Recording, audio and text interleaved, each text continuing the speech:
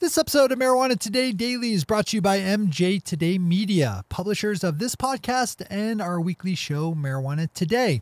We're also very proud to produce the Green Rush podcast, which was developed by the good folks over at KCSA Communications.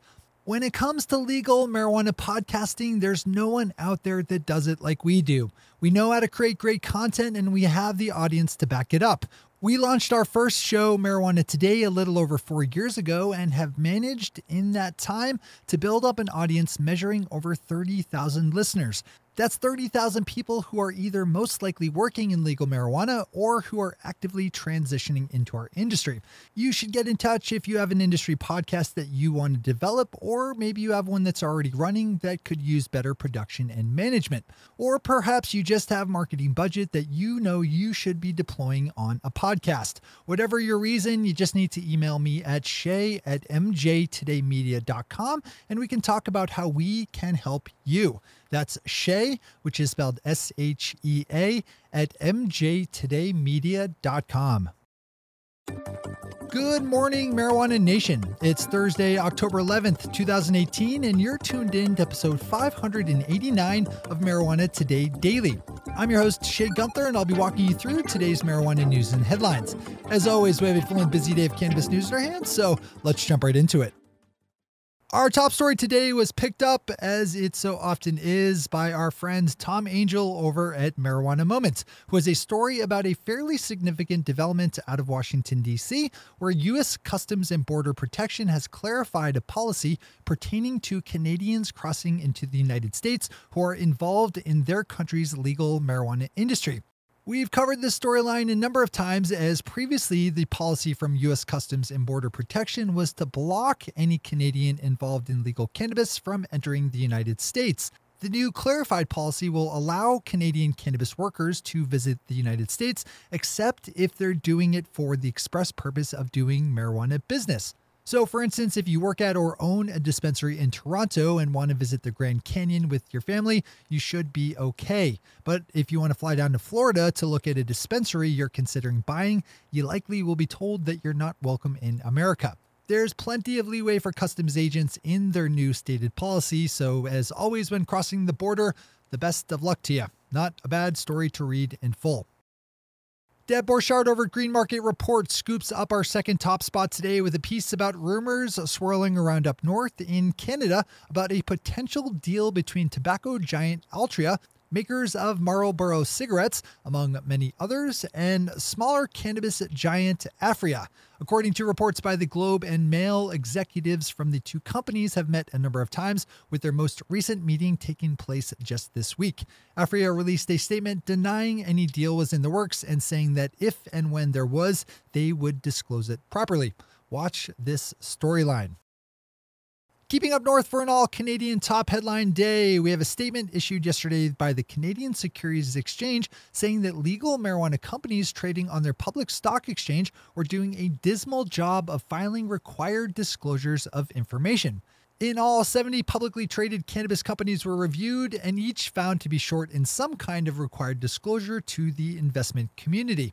The CSA said that each of the companies took proper action to rectify the disclosure shortfalls when notified, but pointed out a number of areas where the industry could still do a better job, including citing all assumptions made in business estimates and standardizing metrics like cost per cultivated gram. A good one to read in full, no matter where you hang your business hat.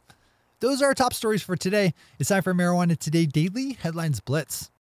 Before we blitz out on headlines, let's quickly thank our sponsor, MJ Today Media, publishers of this podcast and our weekly show, Marijuana Today, and producers of the excellent Green Rush podcast. I did a little bit of math the other day and figured out that we are serving up around 1.65 million minutes of content each and every week. That's 1.65 million minutes that our show is in the heads of our audience. That's exactly 99 billion milliseconds every single week. I did the math. And that number is going to be a little bigger next week and then a little bigger the week after that, because that's just how our traffic has rolled. We've been growing since we've launched and we haven't seen it slow down yet. If anything, it's all speeding up as more people listen to our shows and like what they hear. If you'd like to harness some of the podcasting magic that we've learned to wield, either to start your own industry show or to sponsor something we make right now, you just need to email me at shay@mjtodaymedia.com, which is spelled S-H-E-A. shay@mjtodaymedia.com. There is no better way to spread your legal cannabis marketing message than through the powerful medium that is podcasting. Be the smartest person in your company today and get started marketing through podcasting. All right, time for the Blitz. California marijuana regulators are opening up a second round of temporary marijuana business licensing to allow officials both at the state and municipal levels to get caught up on processing business license applications. A new bill recently passed through the California state legislature and signed into law by Governor Jerry Brown will allow cannabis companies currently operating under temporary provisional licensing to apply for extensions while they wait for their applications to be processed. Alaska is making some small changes to how it taxes its legal marijuana industry. Currently, the state levies tax at the cultivation level at the rate of $800 per pound for flower and $240 for trim. Under the new rules set to go into effect at the turn of the year, a new middle tier will be added to the tax code for immature marijuana flower, which will be taxed at just $400 per pound. Marijuana Business Daily has a good interview up with Chris Hagedorn, General Manager for Hawthorne Gardening, which is one of the business divisions within gardening giant Scotts Miracle-Gro to focus on the cannabis cultivation market. Chris is son of Jim Hagedorn, CEO of Scotts Miracle-Gro, and is one of the public faces for the company's marijuana endeavors. Scotts Miracle-Gro is one of the first and few traditional corporations that has invested in legal cannabis, so I'd suggest opening this one up for the full read.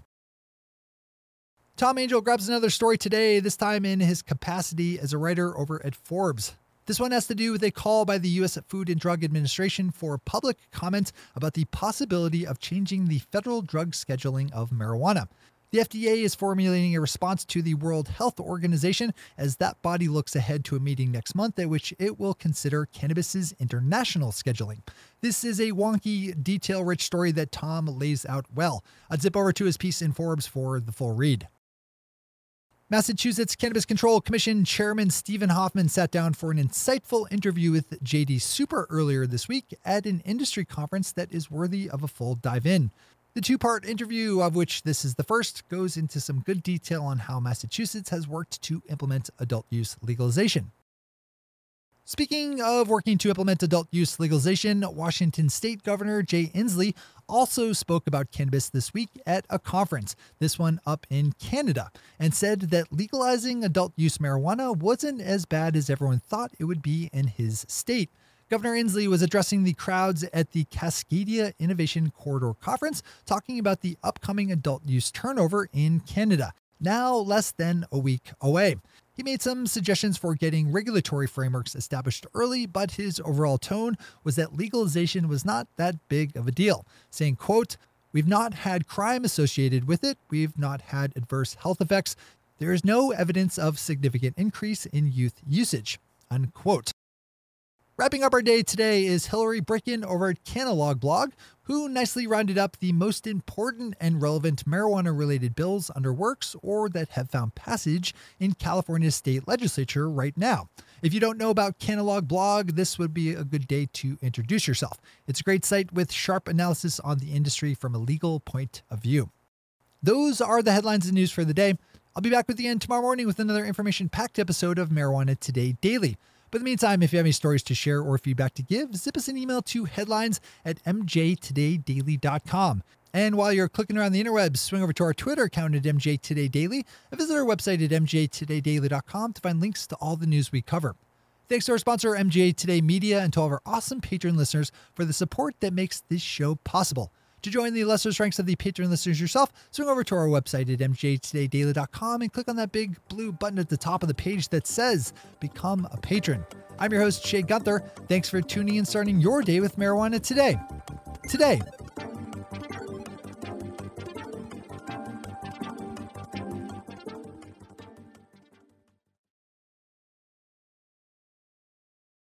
One take, Shay. One take.